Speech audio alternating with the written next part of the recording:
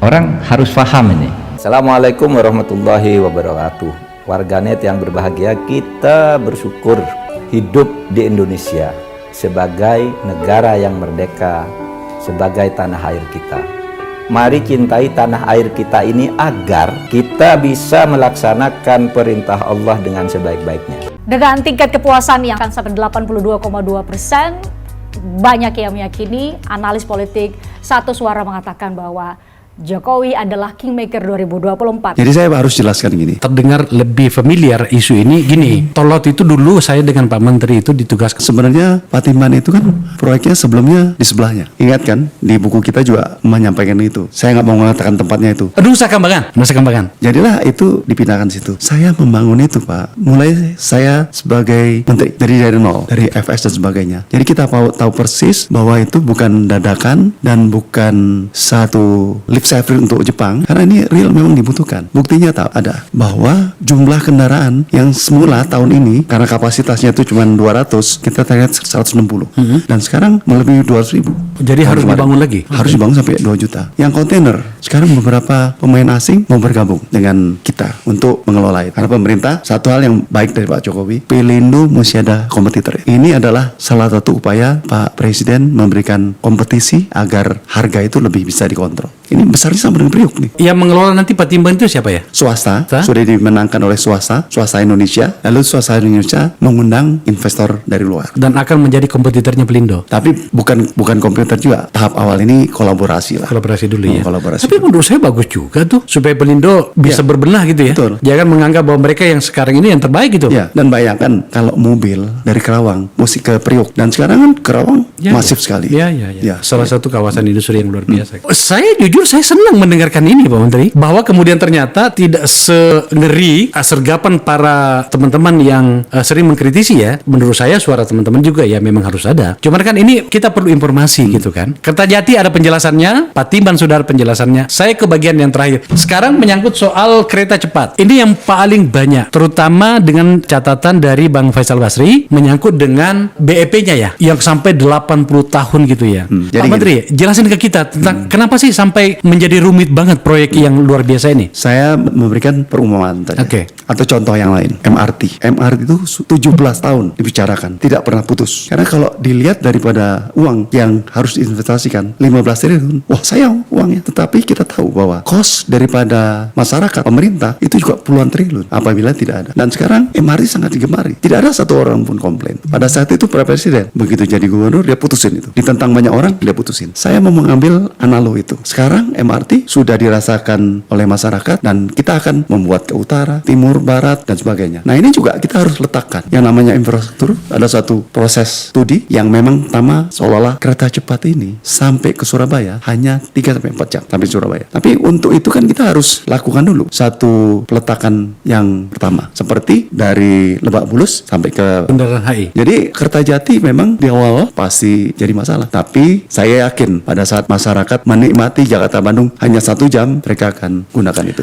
Kalau itu pastilah, saya nggak bisa membantah itu Pak Menteri. Masalahnya ini adalah dari sisi perencanaannya kelihatannya amburadul. Investasi yang harusnya cuma berapa tiba-tiba meledak. Kemudian waktu bayar bagi negara kepada investor menjadi 80 tahun. Kira-kira begitu penjelasannya. Ada yang lebih parah lagi nih sekarang. Dan ini butuh penjelasan dari Pak Menteri. Kereta yang selama ini sudah dinikmati oleh masyarakat. Parahyangan katanya itu akan dihentikan agar kemudian ini berpindah ke kereta cepat. Tidak. Mohon penjelasannya Pak Menteri. Ini memang sudah kita bahas bagaimana Parahyangan itu tetap dan ini menjadi kereta yang cepat. Oke. Ya, Parahyangan itu akan menjadi kereta wisata yang menggunakan kaca di atas, panoramik yang jarak tempuhnya tetap 3 jam. Bahkan kita akan membuat beberapa titik menjadi destinasi antara kota Kerawang ya. Kita buat di situ Parahyangan. Jadi dua-duanya tetap ada dan kita tidak akan melakukan itu. Konsesi itu menjadi panjang. Memang saat kereta cepat dibutuhkan tingkat keekonomian yang visible dalam tanda petik itu pada jarak kira-kira 400 kilo. Oleh karenanya kita sebelum ke Surabaya kita lagi sudah merencanakan ini ke Jogja dan Solo. Kereta cepat juga. Dari Bandung terus ke Jogja dan Solo, lalu ke Surabaya. Jadi pada saat pertama memang demikianlah. MRT juga sama. Kalau itu oke Pak. Nah saya dulu nih. Jadi nantinya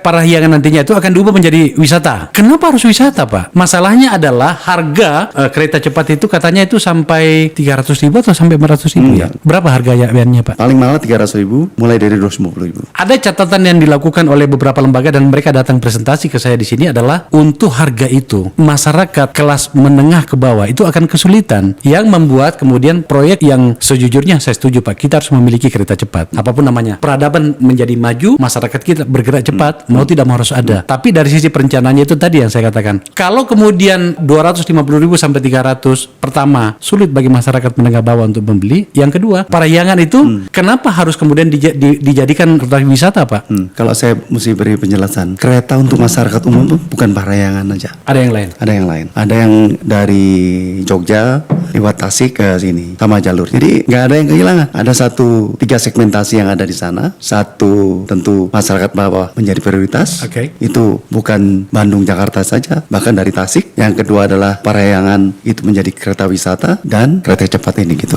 Artinya kereta wisata itu sebenarnya juga bisa menjadi kereta transportasi publik juga ya? Bisa. Bisa ya? Karena tarifnya juga tidak lebih dari kereta cepat. Cuman waktunya menjadi lebih panjang karena harus singgah di berbagai tempat. Kalau mereka mau singgah, ini katakanlah waktunya sama 3 atau 3,5 jam. Tapi kita buat beberapa titik untuk mereka berhenti, lalu dia pakai kereta berikutnya. Waktunya kalau yang mau Jakarta Bandung tetap 3 jam. Tetap 3 jam. Tetap 3 jam. Dengan kereta yang sama. Dengan kereta yang sama. Kalau kereta cepat lebih cepat, pendek. lebih pendek. Jadinya 2 jam setengah ya? Yang mana? Kereta cepat itu. 1 jam. 1 jam ya? 58 menit. Jakarta sampai pada Larang 38 menit. Dari Padalarang sampai ke tengah kota Bandung 20 menit. 58 menit. 28 menit. Terakhir Pak Menteri, kayaknya kereta cepat ini tadi, benarkah ini ada pesanan dari beberapa perusahaan besar di mana kemudian itu berhentinya di daerah malah di kawasan perumahan dari perusahaan besar itu. Di Bandung itu dia singgah di mana tuh? Di perumahan. Itu benar nggak? Itu pesanan dari para pengusaha besar ini yang kemudian hanya sampai di situ dan membutuhkan transportasi lagi untuk masuk kota. Kereta api ini akan panjang sampai Jogja, Solo dan sebagainya. Dan untuk mendapatkan tempat yang luas untuk depo, kita harus ada 3 luar. Ya. Nah itu loh, makanya Pak. Jadi orang bertanya, kenapa harus di sini kemudian orang masuk lagi ke kota dan membutuhkan? Ya, bahwa sekarang kita gunakan stasiun 3 luaran itu untuk prospek ke depan. Persiapan ke Jogja di sini. Jogja, Solo, ya. Surabaya. Dan pada saat itu dipilih, memang di sini ada kawasan backup area Depo di sini. yang luasnya lebih dari 50 hektar. Untuk Bandung, karena memang ada rel itu Di sini. itu ya. Ya, Padalarang gerbang 3. sana, Ya. sana rel 2 jalur Oke. sana. Ini sebagai depo bahwa ada yang mengambil posisi. Terakhir Pak Menteri, pemerintahan akan berakhir. Pak Jokowi betul-betul kelihatannya sangat concern menyangkut dengan legacy, terutama pada proyek-proyek dan atau fasilitas yang bisa dinikmati oleh masyarakat. Ya. Dari sisi perhubungan, yang mana yang tampaknya menjadi catatan khusus bagi Presiden yang harus Anda jaga dan bahkan kalau perlu nanti setelah pengganti beliau, Menteri Perhubungan, kalau bukan lagi Pak Budi, itu akan melanjutkannya. Ini sekaligus mengirim sinyal nih kepada pemerintahan yang akan datang nih. Ya, Oke. karena laut itu menjadi penting dan program Pak Jokowi Tol Laut itu harus dilanjutkan. Kalau tidak dilanjutkan, kasihan teman-teman saudara kita yang di timur. Kalau di barat itu yang terjadi adalah mekanisme pasar. Semua bisa jalan, semua orang bisa bayar. Di sana tidak. Jadi itu harus dilakukan. Bahwa kita ada suatu konsep lagi yang namanya hub and spoke. Pemikirannya adalah bagaimana yang namanya Priok sama Patimban itu menjadi satu, berkolaborasi sehingga volumenya besar. Ada suatu hal yang penting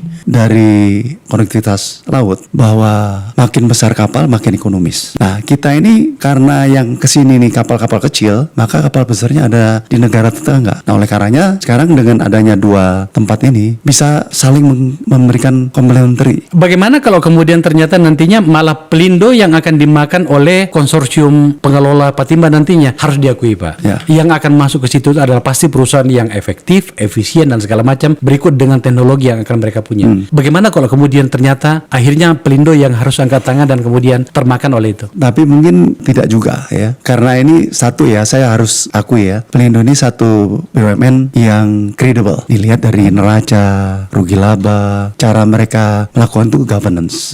Maka saya sebagai regulator juga mengambil mengawasi pada saat mana dia itu melakukan dengan benar dan tidak. Jadi karena saya tahu sebagai orang korporasi, mereka itu saya harus katakan Pelindo satu perusahaan yang bagus. Bapak yakin tidak akan termakan ya? Tidak akan makan. Laut. Sekarang setelah itu apa? Yang kedua adalah udara. Udara ini juga konektivitas pulau-pulau yang harus kita rajut. Sekarang yang mempersatukan Indonesia siapa sih? Jadi kawan-kawan di perhubungan suka ngomong, Menteri Perhubungan adalah pemersatu bangsa. Jadi bagaimana kalau nggak ada kapal terbang, orang bisa 1 hari sampai ke Papua? Kalau untuk itu berarti saya harus nambah satu pertanyaan. Lion Group, mereka punya batik, mereka punya Wings, dan mereka punya Lion. Superjet, Superjet. Superjet juga. Berarti sudah 4. Pak Menteri, saya bukan pemegang saham di Lion. Saya kenal Mas Rusdi, Pak Rusdi Kirana, Pak Rusdi, teman-teman di situ saya kenal. Itu kan ada Hasan di situ segala macam. Tapi saya mau ngomong gini, kenapa tampak? Ini sebenarnya pertanyaan berisiko loh ini. Ini bisa dianggap ini saya ada pertanyaan titipan. Nggak ada. Aku cuma pengen tahu aja. Kenapa sepertinya pemerintah dalam hal ini Kementerian Perhubungan sebagai regulator terlalu memberikan Garuda posisi yang baik, sementara realitasnya Lion itulah yang menghubungkan secara efektif. Kita kan tahu bagaimana Garuda hari ini. Mereka sedang berusaha untuk memperbaiki diri, tapi realitasnya Pak, saya ulangi lagi. Lion itu yang grup itu yang menghubungkannya. Atau saya keliru memahaminya? Apa dipikir kalau Lion bisa tumbuh gitu, kita nggak kita tahu yang Garuda lagi masalah ini adalah satu yang melayani. Hingga kita tanya, lu punya masalah apa? Bahkan di dalam kantor itu saya rubah sederhana aja. Kawan-kawan, KPI kalian itu apa? Bikin regulasi? No. Bikin pelabuhan? No. KPI kalian itu akan bagus apabila operator itu berjalan dengan baik. Itu yang saya sampaikan. Jadi kalau ya alhamdulillah lah ya, banyak yang tadinya keputusan di menteri saya turunkan, tapi kalau mereka lambat saya eksekusi, saya kasih diskresi. Berapa hal saya kasih diskresi. Keputusan boleh sudah dikeluarkan dengan catatan 1, 2, 3 keluar. Jadi itu yang kita lakukan ya. Bang Akbar tahu kalau di korporasi kan kita harus shortcut segala macam. Jadi bahkan ada yang ngomong, loh kok Lion dipelihara? Nah kalau bukan dia siapa sekarang ini? Tapi saya juga laporan presiden, Pak ini sudah lebih dari 60%. Harus ada kompetisi. Pada saat apalagi sekarang ini supply tidak bisa mengcover demand. Jadi Lion Group itu sudah 60% dari total pasar. 60%. Oh hebat ya. Nah oleh karenanya kita minta Garuda nambah pesawat, Citylink nambah pesawat, Pelita nambah pesawat, AirAsia juga berkembang dan sebagainya. Jadi saya pikir saya suka digoda dua sisi. Kadang-kadang mengarmoskan Lion, kadang-kadang dianggap enggak membantu gitu ya. Saya harus ngomong gitu. Saya membantu penerbangan ini dengan tidak menerbangkan 380 ke Cengkareng. Ke Bali baru. Bagaimana dong dengan penumpang dari Jakarta yang akan ke Dubai? Ya pakai 777, pakai yang lain. Memang ada pilihannya. 2 anak saya yang harus kita perlakukan dengan baik karena dia mempersatukan Indonesia. Bagaimana kalau mereka ke Bali? Dari Bali yang terbang ke sana karena di situ ada 380. Tidak dibolehkan. Ya boleh, dia harus ada feeder kan. Saya harus jelaskan kenapa mudik itu berhasil. Mudik berhasil itu karena komunikasinya berhasil antara para pihak dan kami dengan Pemret. Semoga Allah senantiasa menuntun kita di jalan yang diridhoinya. Aku qouli hadza, astaghfirullah li wa lakum. Wassalamualaikum warahmatullahi wabarakatuh. Terima kasih.